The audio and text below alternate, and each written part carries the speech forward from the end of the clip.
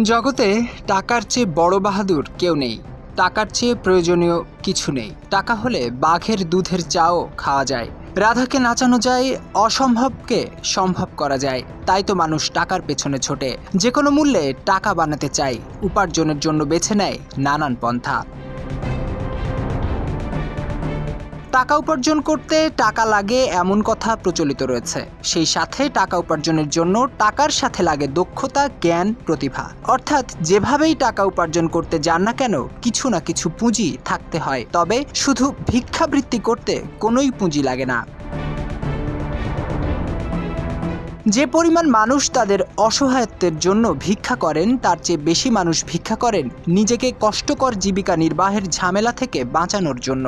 ভিক্ষা অনেকের কাছে ব্যবসা হয়ে দাঁড়িয়েছে, কারণ এটিতে কোনো ধরনের বিনিয়োগ লাগে না, কিন্তু উপার্জন ধনীদের মতো, তার উপর দিতে হয় না কোনো করও। শুনলে হয়তো অবাক হবেন যে শুধুমাত্র ভিক্ষাবৃত্তি করেই জমি, দোতলা বাড়ি, বাইক, স্মার্টফোন সহ বিভিন্ন ইলেকট্রনিক পণ্যের মালিক হয়েছে এক পরিবার। হ্যাঁ, এমন চাঞ্চল্যকর ঘটনাই ঘটেছে ভারতের মধ্যপ্রদেশে। মঙ্গলবার এক প্রতিবেদনে এই তথ্য জানিয়েছে ভারতীয় সংবাদ মাধ্যম টাইমস অফ ইন্ডিয়া। প্রতিবেদনে বলা হয়েছে, একটি জমি, একটি দোতলা বাড়ি, একটি মোটরসাইকেল, 20,000 রুপি মূল্যের স্মার্টফোন এবং 6 সপ্তাহের মধ্যে 2.5 লাখ রুপি নগদ অর্থ আয়। মধ্যপ্রদেশের ইন্দোরে নিজ সন্তানদের দিয়ে ভিক্ষাবৃত্তি করিয়ে এসব সম্পদ তৈরি করেছেন এক নারী। এই ঘটনায় তাকে আটক করা হয়েছে। টাইমস অফ ইন্ডিয়া বলছে, ইন্দ্রাবাই নামের ওই নারীকে হেফাজতে নেয়ার পরে সোমবার রিমান্ডে জেলে পাঠানো হয়েছে। এমনকি তিনি তার বড় মেয়েকে ভিক্ষাবৃত্তিতে বাধ্য করেছেন। তাকে একটি এনজিওর হেফাজতে রাখা হয়েছে।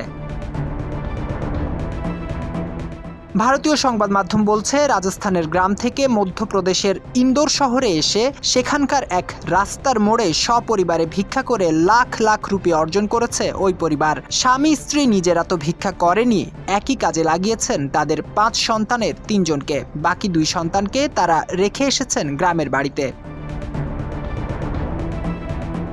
সম্প্রতি ইন্দোরের লবকুশ স্কয়ার মোড়ে প্রশাসনের হাতে ধরা পড়েছেন এই নারী। তিনি জানিয়েছেন, গত 45 দিনে তিনি 2.5 লাখ রুপিরও বেশি অর্থ উপার্জন করেছেন। সেই 2.5 লাখ রুপির থেকে 1 লাখ রুপি তিনি গ্রামের বাড়িতে পাঠিয়েছেন, আর 50,000 রুপি দিয়ে তিনি ছেলে মেয়েদের নামে একটি ফিক্সড ডিপোজিট করেছেন।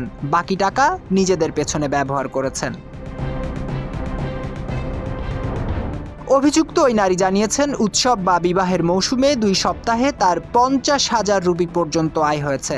মূলত ভিক্ষাবৃত্তিকে একেবারে পারিবারিক ব্যবসায় পরিণত করেছে এই পরিবার। স্বামী স্ত্রী এবং তাদের 3 সন্তানের সকলেই ভিক্ষা করেন। শুধু তাই নয়, ওই নারীর 3 বোন এবং ভগ্নিপতিও একই কাজে যুক্ত। এ সময় মা মেয়ে প্রশাসনের হাতে ধরা পড়লেও পালিয়ে গেছেন বাবা এবং তাদের অন্য 2 ছেলে মেয়ে। ধরা পড়েছেন ওই নারীর বোন ও ভগ্নিপতিও।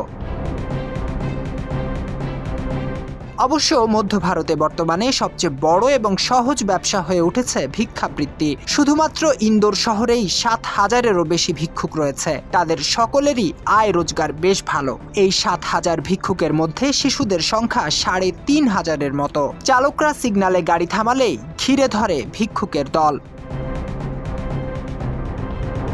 এদিকে জেলা কালেক্টর আশিস সিং ইন্দোর শহরকে ভিক্ষুক মুক্ত শহর হিসেবে গড়ে তোলার জন্য কর্মকর্তাদের তাগিদ দিয়েছেন। তিনি বলেছেন, শিশুদের পুনর্বাসন করে স্কুলে পাঠানো উচিত। প্রলয় কাজী, নবীন নিউজ, ঢাকা।